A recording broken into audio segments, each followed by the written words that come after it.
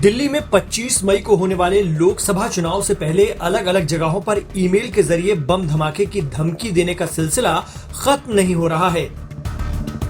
स्कूलों के बाद अब दो बड़े अस्पतालों को ईमेल के जरिए धमकी भेजकर सनसनी फैला दी गई। इसके अलावा देश के सबसे व्यस्त एयरपोर्ट में से एक इंदिरा गांधी अंतर्राष्ट्रीय हवाई अड्डे को भी बम वाली धमकी भेजी गई है। जिन दो अस्पतालों को ईमेल के जरिए ये धमकी मिली है, उनमें बुराड़ी सरकारी अस्पताल और संजय गांधी मेमोरियल हॉस्पिटल शामिल है। अब सवाल यह है कि आखिर दिल्ली में एक के बाद एक ये धमकियां कौन भेज रहा है? क्या इन सभी ईमेल को किसी एक शख्स या ग्रुप भेज रहा है या फिर इसके पीछे अलग अलग लोगों का हाथ है? अभी कई सवालों के जवाब बाकी हैं। लेकिन इस बीच दिल्ली के अस्पतालों को जो धमकी ईमेल के जरिए भेजी गई है, उसमें खून खराबे की बात साफ तौर पर लिखी गई है। इसके अलावा इस ईमेल में किसी कोर्ट ग्रुप का भी जिक्र किया गया है। अस्पतालों को भेजी गई धमकी में कहा गया है, मैंने आपकी बिल्डिंग में विस्फोटक डिवाइस लगाए हैं, कुछ घंटों में उनमें विस्फोट होगा। ये एक धमकी नहीं है, तुम्हारे पास बस को तलाशने के लिए कुछ ही घंटे हैं, वरना निर्दोष लोगों का खून बिल्डिंग में फैला होगा। इस नरसंहार के पीछे कोर्ट नाम का ग्रुप है। ये ईमेल कोर्ट ग्रुप 03@bibel.com के जरिए भेजा गया है। बताया जा रहा है कि IGI एयरपोर्ट को भी इसी ईमेल के जरिए धमकी दी गई है।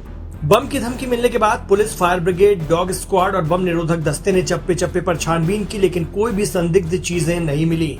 लेकिन इस धमकी से कुछ देर तक हड़कंप की स्थिति जरूर बनी।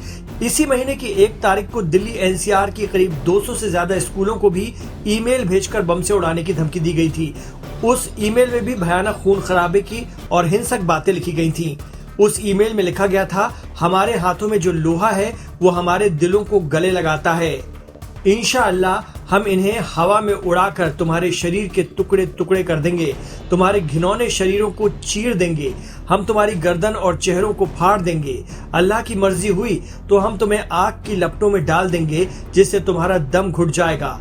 काफिरों के लिए जहन्नुम में अलग आग है। काफिरों, इंशाअल्लाह तुम इसी आग में हमेशा के लिए जल जाओगे। दिल्ली NCR के स्कूलों को रूसी मेलिंग सर्विस प्रदाता mail.ru का इस्तेमाल कर ईमेल भेजा गया था। दिल्ली पुलिस ने इस जानकारी को काफी गंभीरता से लिया था और इंटरपोल के जरिए रूस से संपर्क कर इस ईमेल को भेजने वाले के बारे में जानकारी मांगी थी। साथ ही इस मेलिंग सेवा कंपनी से भी संपर्क किया गया था। दिल्ली पुलिस ने इसकी गहन छानबीन की बात कही थी। हालांकि इसके कुछ ही दिनों बाद 6 मई को गुजरात के अहमदाबाद में भी कुछ स्कूलों में ईमेल भेजकर बम से उड़ाने की धमकी दी गई। आशंका जताई जा रही है कि ये ईमेल भी विदेश से ही भेजा गया था। बहरहाल एक के बाद एक आ रहे धमकी भरे ईमेल ने पूरे देश का ध्यान इस ओर खींचा है। दिल्ली पुलिस ने पहले ही साफ कर दिया है कि वो इस मामले की गहनता से जांच करेगी और इन धमकियों को लेकर वो कोई चांस नहीं लेगी।